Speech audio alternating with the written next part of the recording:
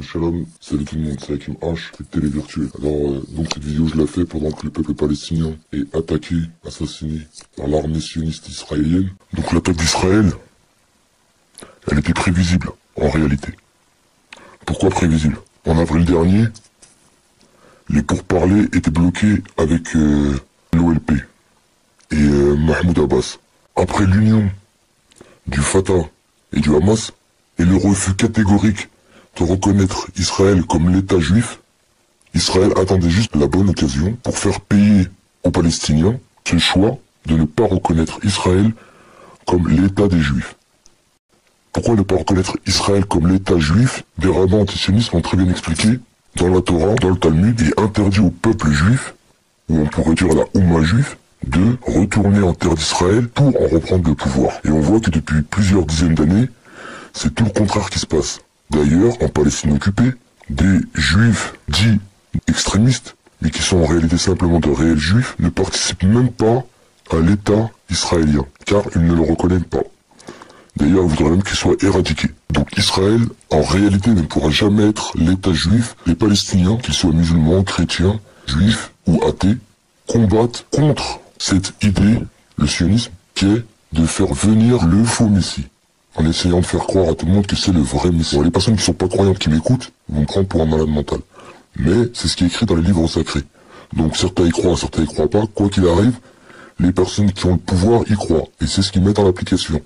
Donc qu'on y croit ou pas, on a quand même ce problème devant nous.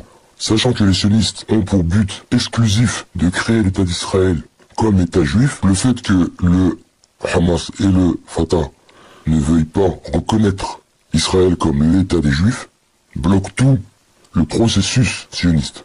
Donc à travers le monde, beaucoup de gens, sans savoir tout ça forcément, comprennent bien que l'État israélien, l'État sioniste, agit de façon illégale.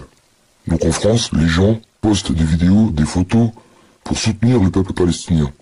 Malheureusement, beaucoup de personnes, voyant l'émotion que suscitent ces actes atroces, incitent à la haine, incitent à la violence généralisée, incitent au communautarisme extrême et vraiment pas à la tolérance, au dialogue, à la compréhension de l'histoire, de comment on en est arrivé là, qui sont les fautifs, que les gouvernements travaillent de concert avec Israël.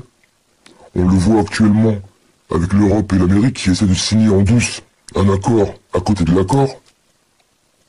C'est faire le bien qui va sauver les êtres humains. Et faire le bien, c'est galvauder. Faire le bien, c'est pas être une victime. Faire le bien, c'est pas être un lâche. Et faire le bien, ça veut pas dire qu'on sait pas faire le mal. C'est juste qu'on préfère faire le bien. Donc les amis, changez. Changez. Utilisez vos compétences pour les autres. C'est pas n'importe quoi. Fais. Aide les gens, mon frère. C'est comme ça que tu vas sauver ton pays et que tu pourras sauver les autres pays. Je suis pas imam. Je suis juste un banlieusard. Et un maximum de prières pour tous ceux qui saignent. Assalamu alaikum. Shalom. Salut. C'était Hakim H pour la Télé Virtuelle.